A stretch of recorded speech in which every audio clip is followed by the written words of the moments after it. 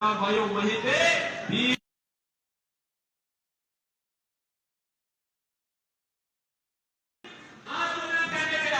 IIT, IIM, AIIMS, IIT, NIT और world class university का एक संचार देश के अंदर फैला है।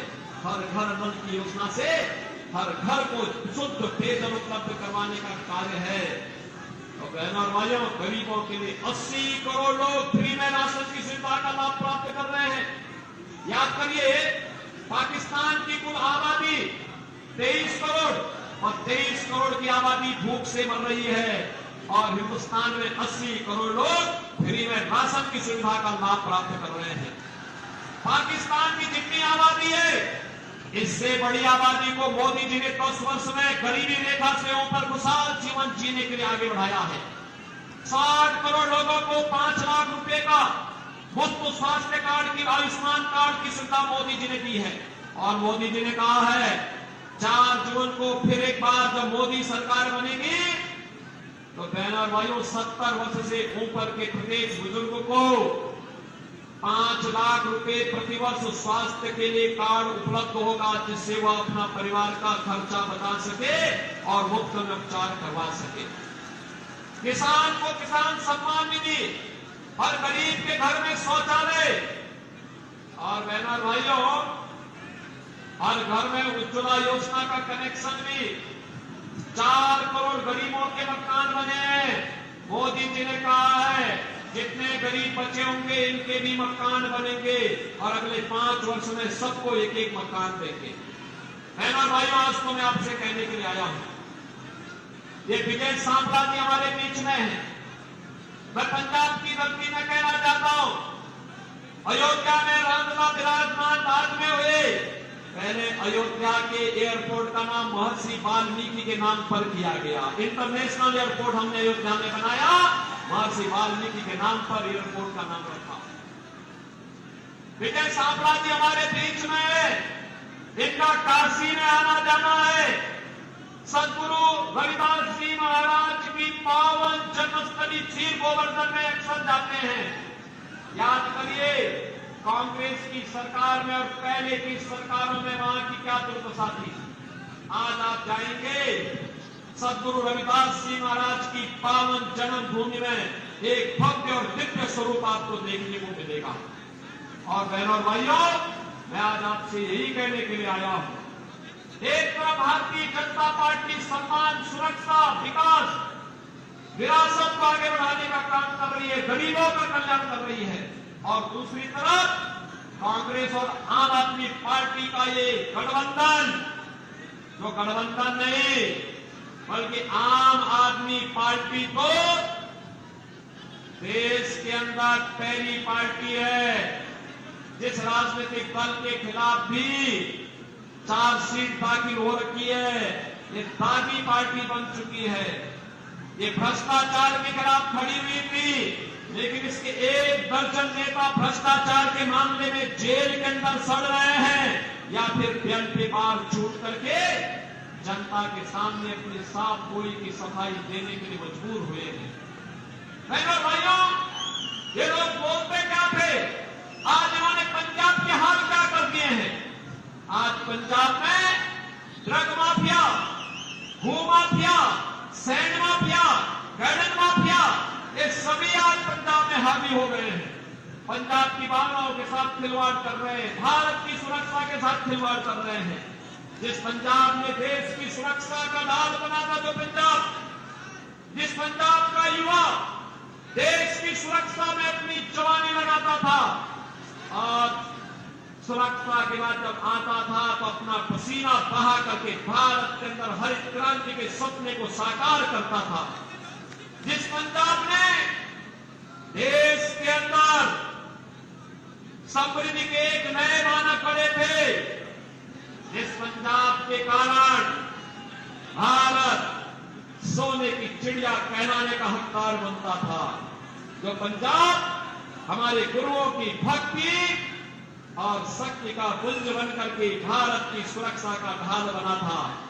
बहनों और भाइयों, आज यहां के युवाओं के साथ उनकी स्थिति को देख करके मुझे कभी कभी तरस आती है और साथ साथ मेरा हृदय दिल से रोता है, इस बात के लिए रोता है, ये युवा जिसने देश की सुरक्षा के लिए अपनी जीवन लगाना चाहिए था, आज ड्रग माफिया की चपेट में। और मैं तो कहने के लिए आया हूं, इसीलिए रवनीश सिंह बिट्टू को चुनाव जिता करके भेजे, मैं इनके साथ यूपी के बुलडोजर भी इनके साथ भेज दूंगा, इनके साथ भेज दूंगा मैं। और इसलिए भेज दूंगा जिससे यूपी का बुलडोजर लेकर के यहाँ के माफियाओं को वो वैसे ही रौंदने का काम करेगा जैसे हमने यूपी के अंदर किया है। यूपी के अंदर आपने माफियाओं को अब कहीं खड़े होते हुए देखा है क्या? जो माफिया पहले 17 के पहले यूपी में अराजकता फैलाते थे, दंगा करते थे, पैरेलल गवर्नमेंट चलाते थे, और जिन माफियाओं के कारण वहां के किसी भी संवैधानिक पद पर बैठे हुए व्यक्ति का प्रोटोकॉल समाप्त हो जाता था, आज वही माफिया वहां मिट्टी में मिल गए हैं, मिट्टी में। अब वहां कोई गैंगस्टर नहीं है, कोई दुर्दांत माफिया नहीं है, कोई सैंड माफिया नहीं है, कोई भू माफिया नहीं है, कोई कटन माफिया नहीं है, और कोई भी अन्य माफिया नहीं है। 25 करोड़ की आबादी, नो कर्फ्यू नो दंगा, यूपी में है सब चंगा। और यही कहने के लिए आए हैं, एक बार बिट्टू को चुनाव जिता करके भेजिए, अगली सरकार पंजाब में हम बीजेपी की लेकर के आएंगे, माफियाओं को रौंदने का काम करेंगे। ज्यादा नहीं 48 घंटे का समय चाहिए बीजेपी को। 48 घंटे के अंदर पंजाब और गुरुओं की भूमि को माफिया मुक्त करके गुरुओं की वाणी की भूमि बनाने का काम भारतीय जनता पार्टी करेगी। और इसीलिए मैं आया हूं, बिट्टू तो मेरे संसद के साथी रहे हैं, मेरे मित्र रहे हैं, हम अलग अलग पार्टी के थे लेकिन मिलते थे, विकास के बारे में चर्चा करते थे, राम जन्मभूमि के बारे में चर्चा करते थे, करतारपुर साहिब के बारे में चर्चा करते थे, वीर बाल दिवस के बारे में चर्चा करते थे। आज इनके सारे संकल्प पूरे हुए हैं। और इसीलिए जब मुझे लगा कि मेरा मित्र चुनाव लड़ेगा लुधियाना से बीजेपी से, तो मैं यूपी का अपना चुनाव छोड़ करके आया हूं, आज विशेष रूप से लुधियाना में आया हूं बहनों भाइयों। और इसीलिए मैं आपसे अपील करूंगा, बिट्टू को चुनाव जिता के भेजेंगे, कमल खिलेगा, लुधियाना में कमल खिलेगा। सभी लोग तैयार है ना बहनों और भाइयों? आज कल का एक दिन का समय आपके पास बचा है घर घर जाकर के प्रचार करने के लिए। और मेरी तरफ से इस पावन धरा को नमन करना।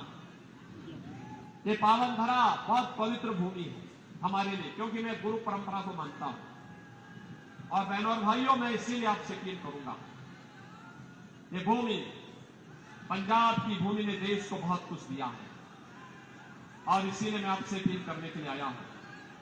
एक दिन आप में से हर व्यक्ति कल का दिन, कल और परसों 2 दिन का समय देश के लिए निकालिए, कमल खिलाने के लिए घर घर जाइए।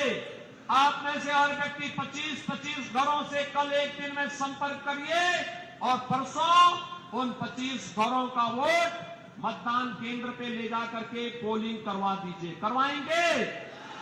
करवाएंगे?